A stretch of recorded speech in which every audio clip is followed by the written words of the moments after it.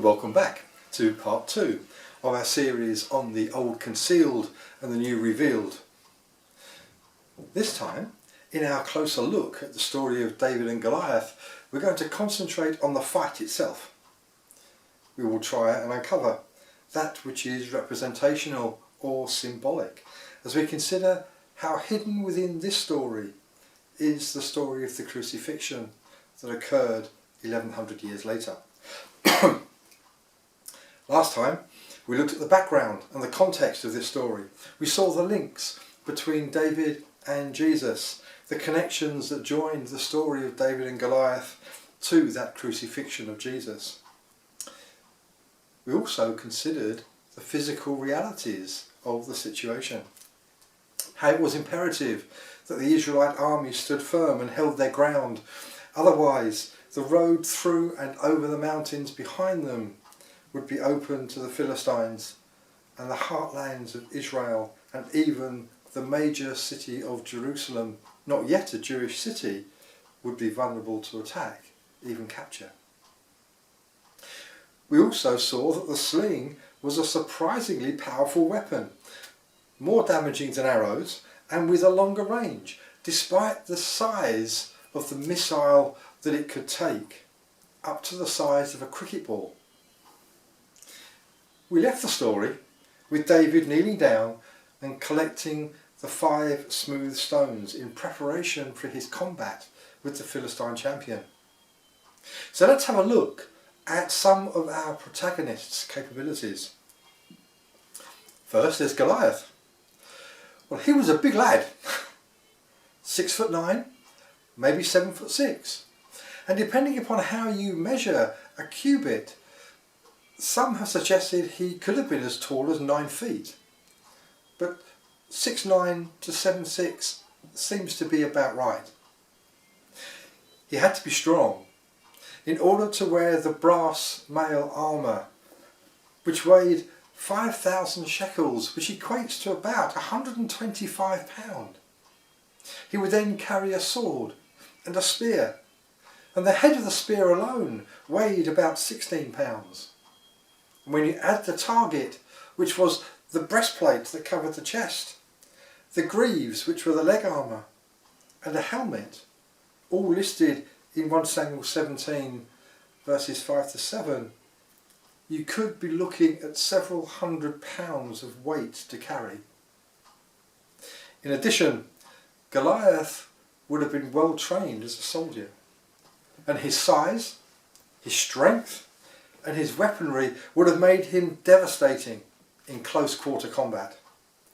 And by close quarter, I mean about an arm's length added to the length of his sword, which in total would be about 6 feet. But you see, there was Goliath's problem. It had to be combat at close quarters. You'll notice in verse 41 and verse 48 that Goliath tried to approach David, to close the distance between the two of them. Indeed, in verse 42, Goliath challenges David, taunts him. He says, "Come close to me, come to me," with the following threat that he would then feed his flesh to the birds and to the animals. And if David had have got that close, then that may well have been the end result. But there is possibly another reason why Goliath wanted to get close to David. It is well known today that people of great height are often very tall because of an overproduction of growth hormone caused by a tumour pressing against the pituitary gland. This causes a condition called acromegaly. One of the symptoms of this is short-sightedness, with long sight being heavily blurred, maybe even tunnel or double vision. And this would further explain why Goliath might have wanted to get close to David in the combat. But there is a spiritual lesson here also. If we accept that Goliath is a type, a symbol of Satan, a perspective which is further reinforced by the brass in his armour being the biblical symbol for sin and for judgment, it's a lesson that we can learn about the characteristics and limitations of Satan. If we understand God to be omnipresent and omniscient, being everywhere and seeing everything, then that means that God, being the creator, can stand outside of creation and outside of time. Which goes on to mean that God not only sees everything, the past, the present and the future, which is mind-boggling by itself, but he can see them all at once, at the same time. Now, Satan is an angel, a created being, just like us. And just like us, can only see the present from a single position, and can only remember the past. And just like us, cannot see into the future at all. Yes, Satan can have a heavenly viewpoint. As an angel, he has access to heaven, as can be seen by him coming into the presence of God to ask permission to taunt Job. And the important thing there was that he had to ask permission first. But Satan cannot see into the future. For Goliath, the physical inability through his giantism, the inability to see, meant that when the stone was cast, he never saw it coming.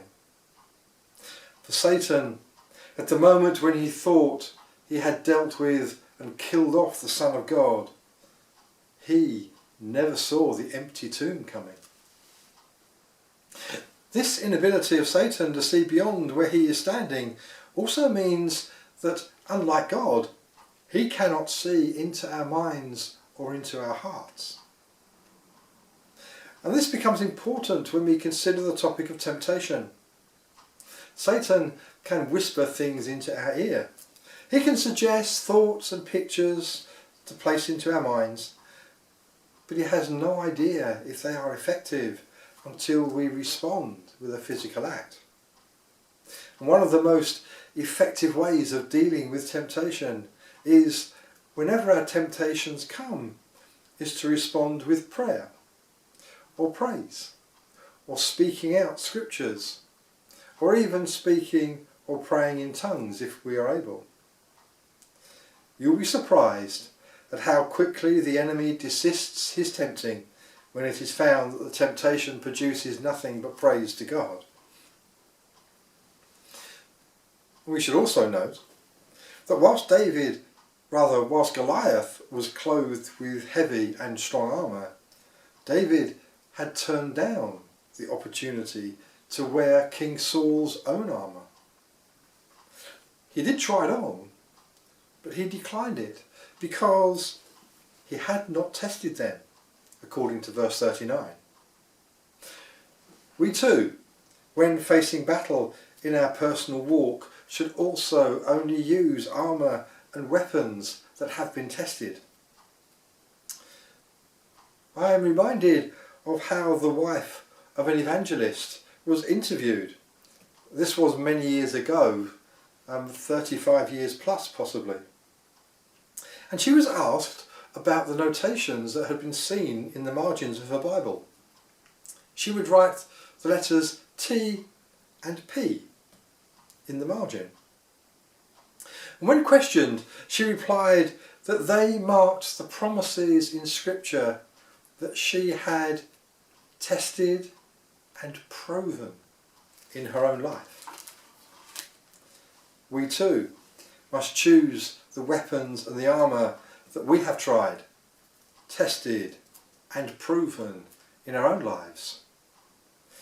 Paul writes, "For the weapons of our warfare are not carnal, but mighty through God to the pulling down of strongholds." That's in 2 Corinthians 10.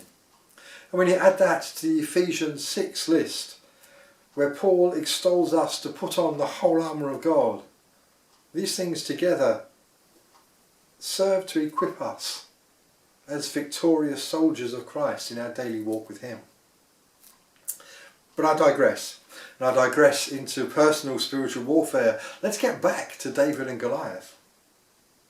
The person that Goliath saw coming to meet him in personal combat was a surprise.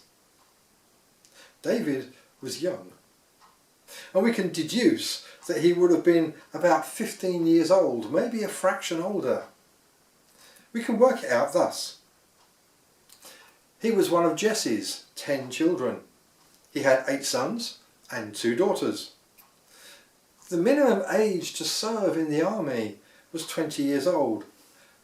And 3 of David's brothers were serving in the army, and therefore must have been over 20, which left 4 brothers plus David who must have been below the age of 20. Therefore, if they were born about 10 months apart, that would make David 16 years, 7 months old. But that does not take into account the 2 sisters. Where do they fall in this line? Well, the elder sister, Zeruiah, was much older than David and had children of her own, one of whom, Abishai, was about David's age and was one of his mighty men in the future. Abishai was one of those who accompanied David into the camp of Saul when he stole his spear and his water jug. So we can ignore Zeruiah because she would have been well over 20. The younger daughter, Abigail, has to be accounted for though. And so with Abigail and the 4 other brothers and David, all under 20, again, if they were born 10 months apart, that would make David and his eldest at about 15 years, 9 months. Quite astonishing when we think about it, but David's youth was probably a reason for Goliath's confidence that he would feed David's flesh to the birds and the animals. But as much as Goliath tried to close the gap between them, David stayed out of reach. And we don't know how close David actually got, but bear in mind how slingers were able to hit a target smaller than a man at 130 metres. Then anything around 30 metres would have been almost point blank range for David and his deadly sling. The snooker ball sized stone struck Goliath between the eyes, and he fell to the ground, stunned and immobilised. It is likely that only his helmet prevented his immediate death. David strode forward, took Goliath's own sword and beheaded him in full view of the opposing armies. He killed Goliath in the same way that he described killing the lion and the bear to Saul in verse 35 of Samuel 1:17. At the sight of their defeated champion, the armies of the Philistines ran from the field, hotly pursued by the armies of Israel and Judah. I just love the observation that Saul and his army thought Goliath was too big to fight, and yet David thought Goliath was too big to miss. In a sense, it's just a matter of perspective really, isn't it? God's perspective or ours? And for the moment, I'll leave you with that thought until the next time.